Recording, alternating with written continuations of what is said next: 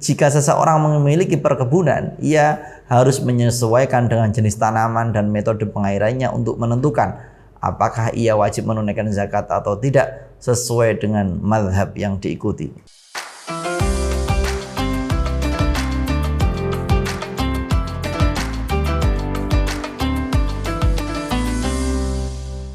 Assalamualaikum warahmatullahi wabarakatuh.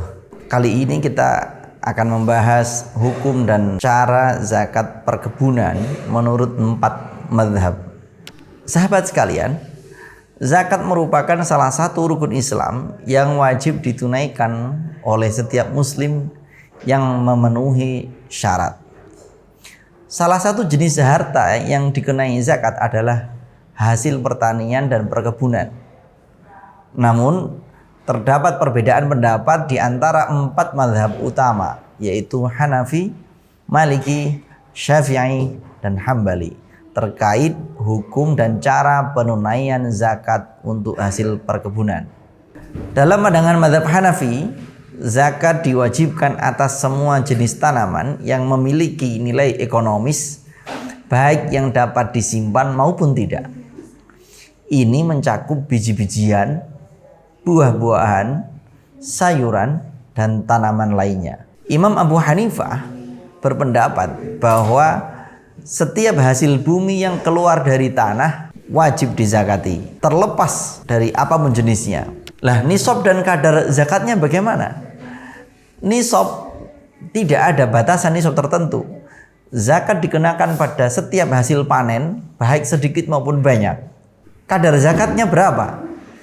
Jika pengairan tanaman menggunakan air hujan atau sumber alami tanpa biaya, zakatnya sebesar 10% atau usyr. Jika pengairan memerlukan biaya seperti irigasi buatan misalnya, zakatnya adalah 5% atau nisful usyr.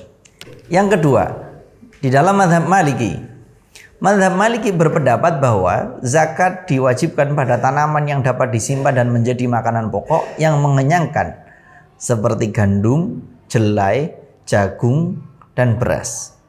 Tanaman yang tidak dapat disimpan atau bukan makanan pokok, seperti sayuran dan buah-buahan tertentu, tidak wajib dizakati. Lalu nisabnya berapa? Nisabnya adalah 5 wasak atau setara dengan sekitar 1,631 ton gabah kering atau 1 ton lebih 631 kilogram. Nah, kadar zakatnya berapa kalau sudah mencapai segitu? Sama dengan mazhab Hanafi, 10% untuk pengairan alami dan 5% untuk pengairan yang memerlukan biaya. Berikutnya, di dalam mazhab Syafi'i. Mazhab Syafi'i mewajibkan zakat pada tanaman yang menjadi makanan pokok dan dapat disimpan, seperti padi, gandum, dan jagung. Tanaman yang tidak menjadi makanan pokok atau tidak dapat disimpan, seperti sayuran dan buah-buahan, selain kurma dan anggur, tidak dikenakan zakat. Nisabnya berapa? Nisabnya 5 wasak atau setara dengan gabah kering 1.631 kg atau 1,631 ton. Kadar zakatnya sama, 10% jika pengairannya alami, 5% untuk pengairan dengan biaya. Teman-teman sekalian, kita menginjak pada pendapat dari mazhab Hambali. Mazhab Hambali memiliki pandangan yang mirip dengan mazhab Syafi'i, yaitu mewajibkan zakat pada tanaman yang menjadi makanan pokok dan dapat disimpan. Namun mereka juga memasukkan zakat pada tanaman yang diukur dengan takaran, seperti biji-bijian dan buah-buahan tertentu. Nisabnya berapa? Nisabnya sama seperti tadi, 5 wasak atau setara 1,6 ton lebih 31 kg. Kadar zakatnya 10% untuk pengairan alami dan 5% untuk pengairan dengan biaya. Teman-teman sekalian, kalau kita melihat dari pandangan 4 mazhab tersebut, kita dapat mengambil kesimpulan bahwa mazhab Hanafi lebih luas dalam cakupannya karena mewajibkan zakat pada semua hasil bumi yang memiliki nilai ekonomis.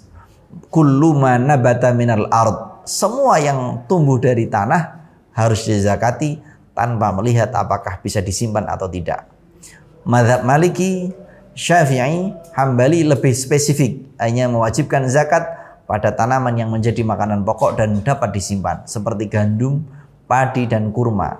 Nisab zakat perkebunan dalam mazhab Maliki, Syafi'i dan Hambali adalah 5 wasak atau setara, misalnya ini pakai gabah kering misalnya adalah 1,631 ton. Sedangkan mazhab Hanafi tidak mensyaratkan nisab. Kadar zakat semuanya sama, 10% untuk pengairan alami dan 5% untuk pengairan yang memerlukan biaya di semua mazhab. Berdasarkan ini, jika seseorang memiliki perkebunan, ia harus menyesuaikan dengan jenis tanaman dan metode pengairannya untuk menentukan apakah ia wajib menunaikan zakat atau tidak sesuai dengan mazhab yang diikuti.